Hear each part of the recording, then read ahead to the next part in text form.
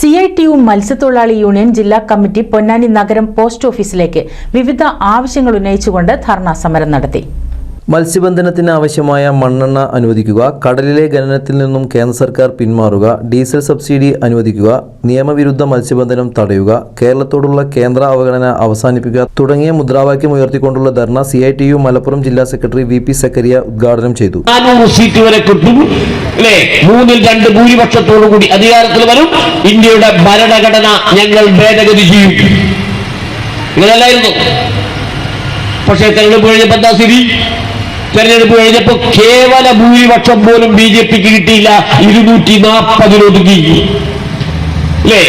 2 പാർട്ടികളെ ഭീഷണിപ്പെടുത്തിയും പ്രലോഭനം നടത്തിയിട്ടും ഇല്ലെങ്കിൽ BJP ഭരണത്തിലില്ല. അല്ലേ സ്ഥിതി? എന്തുകൊണ്ട് എങ്ങനെ ഉണ്ടായത്? കഴിഞ്ഞ തവണത്തേക്കാൾ കൂടുകയല്ലോ, കുറയുകയല്ലേ ചെയ്തത്. എന്തേ കുറയാൻ കാരണം? അല്ലേ? അവര് ചെയ്ത ചെയ്തികളാണ്. അല്ലേ? മനസ്സിലാക്കട്ടെ. അവര് രാജ്യത്തെ വോട്ടൊക്കെ പിടിക്കാൻ വേണ്ടി ഒരു തന്ത്രം ആവിഷ്കരിച്ചില്ലേ? അതിന്റെ പേരാ രാമക്ഷേത്രം. സർക്കാർ ചെലവിൽ രാമക്ഷേത്ര നിർമ്മാണം. അല്ലേ? പ്രധാനമന്ത്രി ഉദ്ഘാടനം ചെയ്തു. കഴിഞ്ഞ ജനുവരി മാസം 22 അതിന്റെ പ്രാണപ്രതിഷ്ഠ നടത്തി. ആ പ്രാണപ്രതിഷ്ഠ നടത്തി എന്തിനാ ചെയ്തത്? ഇന്ത്യയിലെ മുഴുവൻ ഹിന്ദു വോട്ടും ഒരു പെട്ടിയിലൂടെയാണ്. CITU മത്സ്യത്തൊഴിലാളി യൂണിയൻ ജില്ലാ ജനറൽ സെക്രട്ടറി KA റഹീം സ്വാഗതം പറഞ്ഞു.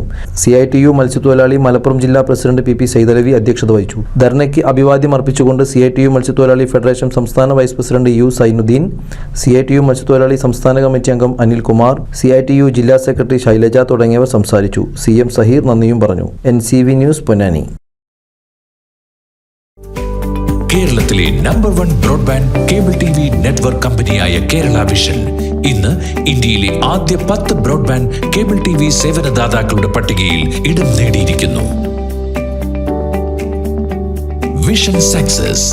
ആഘോഷിക്കാം ഈ അഭിമാന നേട്ടം.